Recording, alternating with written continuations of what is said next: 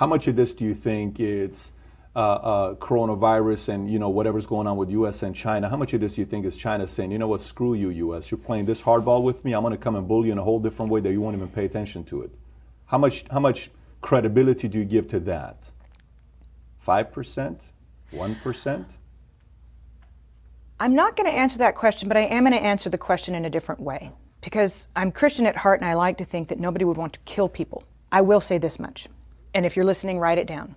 In late November, word had already gotten off of the mainland that there was a virus in Wuhan. On January the 15th, the U.S. trade bill was signed, phase 1. December the 15th. I had a whole month off, December the 15th.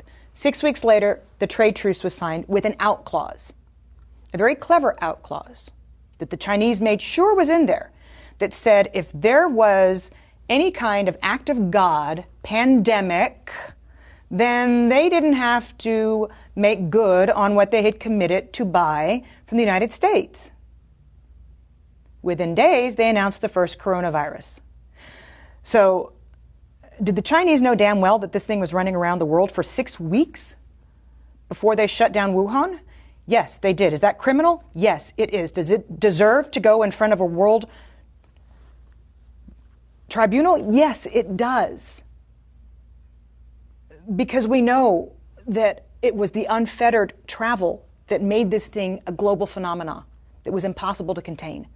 6 weeks they knew, but they wanted that out clause. And then they underreported what happened in Wuhan, which a toddler could tell you based on what happened in Italy, based on what's happened in Germany and in France and now in the UK with Boris Johnson in the ICU.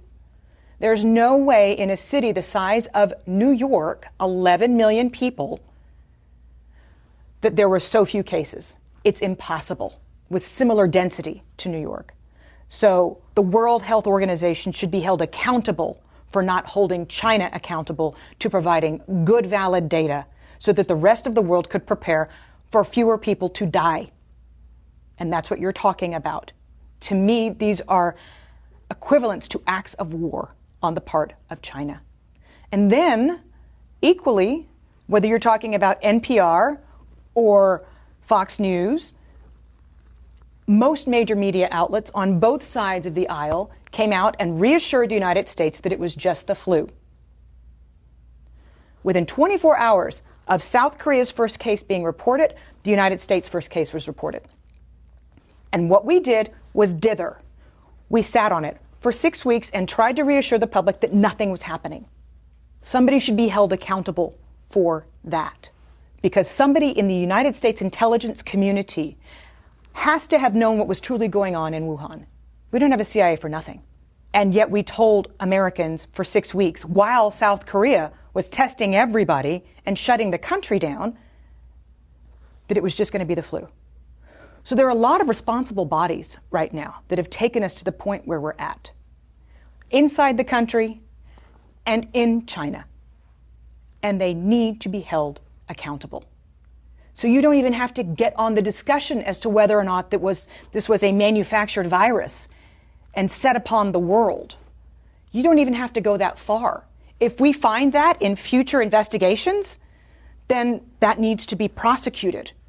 But if we just ascertain what is known and a known hushed up secret that the Chinese knew for 6 weeks about the virus before saying anything on the global stage to get a trade deal signed, somebody needs to look into that, because countless lives have been lost as a result. The damages are in the tens of trillions of dollars. We're not talking about small here, if that's the case. No, we're not. And we're talking about people losing their family members, and we're talking about we're talking about suicides in the future, we're talking about economic hardship. All of this could have been mitigated had China been honest and had the World Health Organization made China accountable. Because at first they said it's not anything to worry about when the WHO first came out and said we don't need to stop everything. Let me ask you, who do you trust the least, Iran, Russia, or China? China. China's got more economic power. Because of that, or because they don't have a free press and because we can't really know what the hell is going on over there? Well, that's just a kicker, but you don't really know what's going on in Iran either. You had global satellite images in Iran showing mass graves. Iran underreported the same. And you can't tell me that in the cold of winter that Russia has as many cases as it's reporting. But at last check, China's 17% of global GDP. They can throw more money around than anybody else. And you just mentioned two of their allies, by the way. So that's why I asked it the way I did.